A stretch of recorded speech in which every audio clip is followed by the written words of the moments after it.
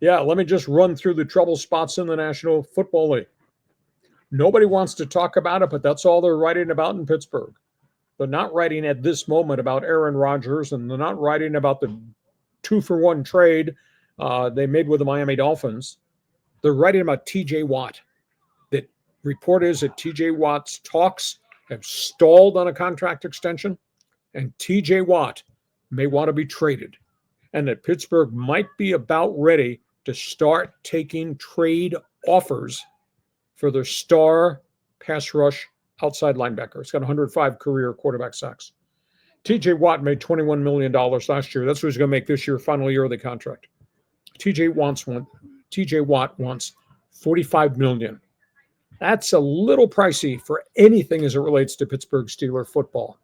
So keep an eye on this as to whether this is just verbal gunfire, whether he actually asked for this, or whether Pittsburgh said we're never going that high on an individual player. Historically, they've never done that. And whether or not they're actually messaging teams around the league, we were open for business. I find it hard to believe there will be no TJ Watt in Pittsburgh on opening day, but that's all they're writing about there. Miami, which has gone through a lot of changes on their roster in the offseason. If this guy is healthy and this guy can play back to the way he played, they got themselves a good tight end, and they got him for nothing.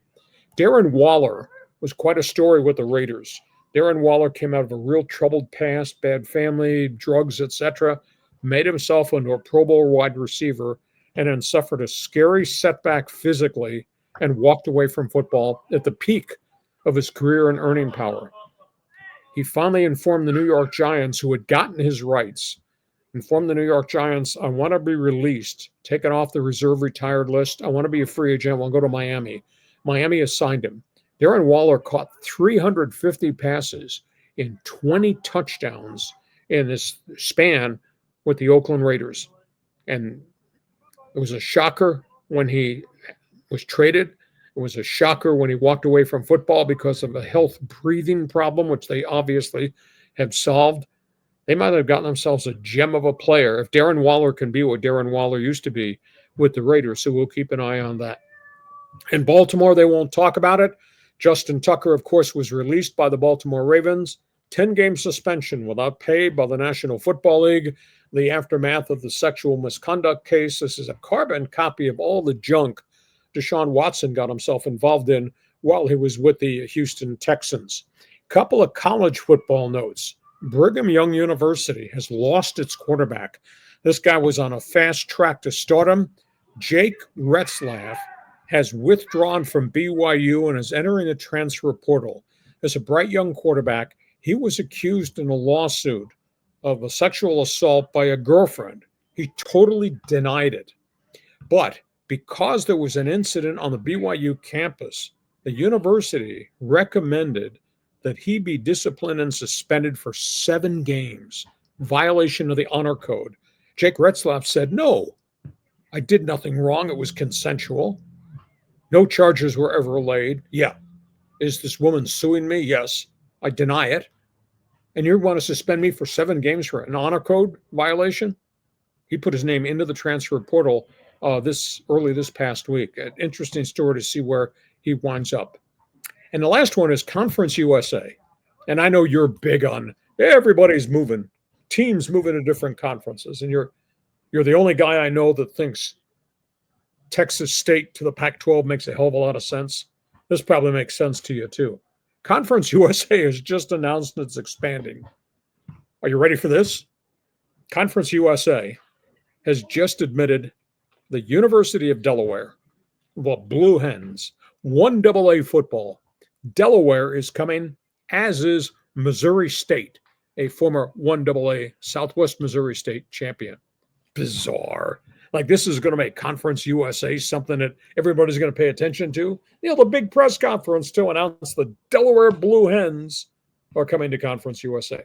So, John, hey, there's page 1 NFL notebook. Can you believe the TJ Watt story? You want to talk about Darren Waller?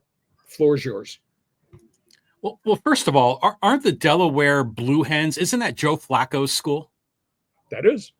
Yeah. So, I mean, that's how I remember him. But just going back through all these other comments, First of all, yeah, the TJ Watt story, that kind of hit me from unexpected direction there. I just can't imagine the Steelers moving the guy. I mean, they've had so many legendary defensive players on that team.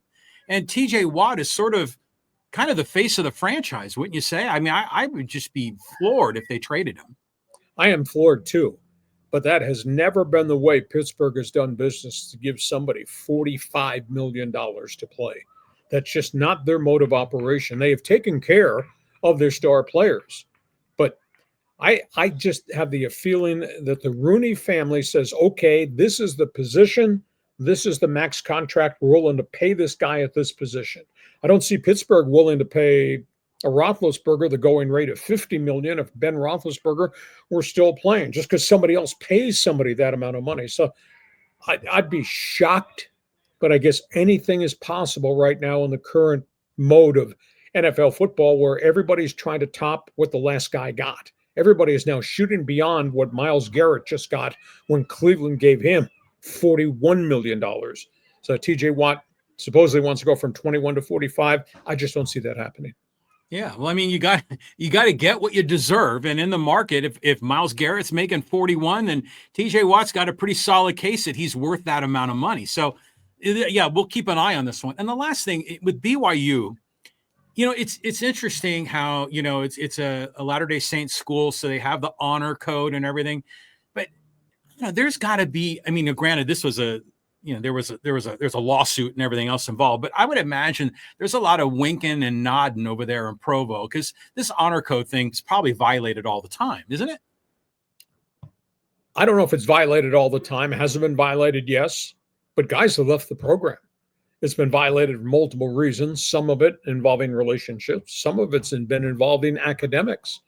But they've had players who just left the program because of the honor code. Now, new school people of the opinion, that's old school way of life. We don't need that anymore.